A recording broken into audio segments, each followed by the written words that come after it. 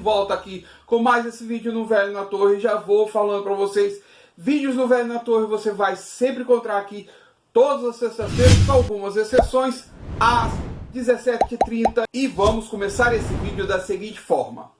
Eu faço mais comparações de quadrinhos adaptados do que falei que faria, mas às vezes não tem como deixar de lado, principalmente com Batman Gotham City 1889. Espero nunca fazer a comparação de Batman Piada Mortal. Mas voltando a Batman Gotham City 1889, quem assiste a animação e lê a história percebe que a graphic novel, escrita por Brian Augustine, desenhada por Mike Mignola e arte finalizada por P. Craig Russell, é muito mais interessante em vários aspectos, pois não força a introdução do universo do Batman para criar um contexto. Além do que, Batman Gotham City 1889, que faz parte de um conto de Batman, é o grande princípio do selo Elseworlds. Aqui no Brasil, como eu já falei várias vezes, ficou conhecido como Túnel do Tempo. Essa história foi lançada inicialmente em janeiro de 1990 e levava o Cavaleiro das Trevas para o final do século XIX, quando várias grandes descobertas no campo da psicologia aconteciam e acontecimentos literários memoráveis estavam sendo escritos, como Drácula, as histórias de Sherlock Holmes, Frankenstein, O Médico e o Monstro, 20.000 Léguas Submarinas, Viagem ao Centro da Terra, Viagem no Tempo, entre tantas outras grandes obras. Além de termos o surgimento de um dos mais notórios assassinos em série, cuja identidade nunca foi descoberta e ele ficou conhecido como Jack o Estripador.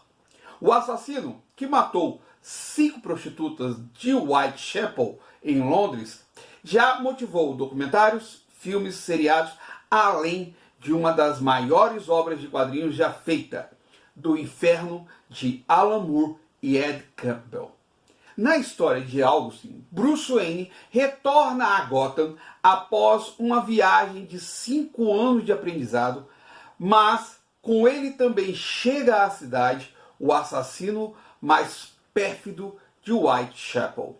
Bruce então veste pela primeira vez o traje que criara para trazer terror ao coração dos bandoleiros de Gotham, mas ele termina confundido com Jack o Estripador.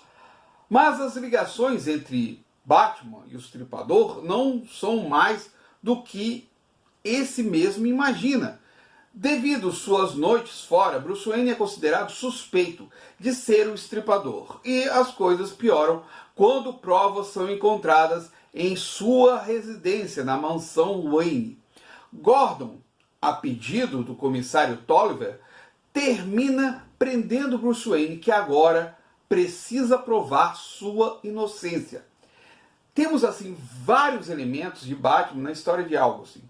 Gordon ainda é um mero inspetor-chefe da polícia de Gotham. Harvey Dent é o promotor público, o que mais do que necessário para esse contexto. A história deu tão certo que Augustine ainda deu continuidade a ela em 1992, mas agora contava com a arte do uruguaio Eduardo Barreto, se aprofundando ainda mais nessa história. Novos elementos foram apresentados. Tolliver agora se tornou prefeito, Gordon finalmente se torna comissário e depois de um tempo de ação, chegando até a salvar a noiva de Bruce Wayne, Julie Madison, Batman aposentou a máscara e a capa, mas termina sendo forçado a retorná-la graças a um novo vilão que ameaça destruir o futuro que Gotham busca chegar.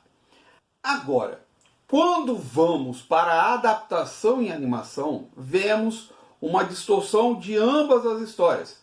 Não que a animação não seja boa, pelo contrário, tem uma ação e uma história bem interessante, mas o problema todo é que distorce tudo que Augustine desenvolveu.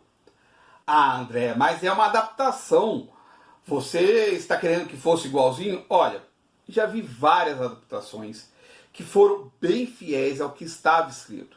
Até mesmo o mais recente, a morte, o retorno do Superman, tem certa fidelidade aos quadrinhos. O retorno, eu faço alguns questionamentos, mas a morte ficou bem melhor do que o primeiro filme desse DCAU.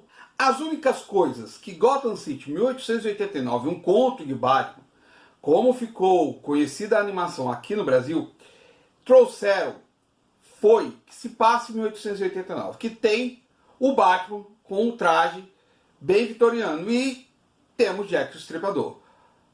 Agora, o resto dos elementos foram totalmente alterados, tornando-a uma outra história. Quando penso em adaptações, penso em mais do que o que eu disse antes. Penso no enredo um pouco mais semelhante, o que não é o caso do que James Cregg fez. Ele pegou a ideia das duas histórias de Augustine, fez uma miscelânea delas e ignorou todo o resto. Ignorou totalmente a relação de Bruce com o Jack Estripador. Se vocês quiserem entender, eu coloco aqui embaixo o caminho para que vocês conheçam, caso ainda não. Ele ignorou a passagem de tempo. Personagens como Julie Madison, ele ignorou também e alterou totalmente o final. E não me venham com aquela que todo mundo sabia o final, pois nem todos que veem animações leem quadrinhos. Geralmente é o contrário. Ele ignorou o mestre e todo o contexto acerca do personagem, ou seja, como eu disse antes, Cregg criou a própria história e a Warner Animation lançou como adaptação. Então, você não gosta da adaptação, vocês diriam para mim. Tem elementos nela que discordo totalmente, mas a animação, como eu já disse, também é muito boa. Traz muitos elementos do universo do Batman, como Selina, Gordon, Harvey Dent, Alfred, Dick, Jason e Tim, mas peca muito no conteúdo da história, podendo ser mais próxima do que algo se fez. Sempre vale lembrar, sem Gotham 1889, a DC Comics nunca teria embarcado no selo Elseworlds, o que trouxe histórias autorais e fora do cânone simplesmente maravilhosas. Brian Augustine, Mike Mignola, Craig T. Russell, Eduardo Barreto desenvolveram algo que por si só é uma história bem coesa. Pena que James Cregg precisou se apossar do nome de uma história para criar algo dele, ao invés de criar algo próprio. Como eu já disse, se você não conhece Gotham City 1889, né, Batman Gotham City 1889, ou um conto de Batman Gotham City 1889, eu vou fazer o seguinte, eu vou colocar o caminho aqui para vocês estarem adquirindo essa revista que é simplesmente fantástica. A edição encadernada, ela geralmente vem com uma segunda história desenhada por Eduardo Barreto. Então, recomendo que vocês comprem, adquiram e conheçam ambas as histórias. Se vocês conhecem a animação, ótimo. Se vocês quiserem conhecer a animação e tiverem chance de ter, acessem lá no HBO Max, que já está disponível lá no serviço de streaming. O Velho na Torre vai ficando aqui. Eu agradeço a todos que assistiram o vídeo. Já vou pedir para vocês dar o like aí. Se vocês gostaram do vídeo, pode dar o like. Se não gostaram do vídeo, tudo bem, pode dar o dislike, é um feedback que entra a gente, como eu sempre falo. Eu também peço que vocês, se possível, comentem aqui embaixo. Diz aí embaixo se vocês gostam da adaptação, se vocês já leram os quadrinhos, se vocês gostam dos quadrinhos, só comenta aí embaixo, fala aqui embaixo o que vocês quiserem sobre isso. E também eu peço, tem me ajudado pra caramba, cada vez a crescer, cada vez mais aqui o Velho na Torre.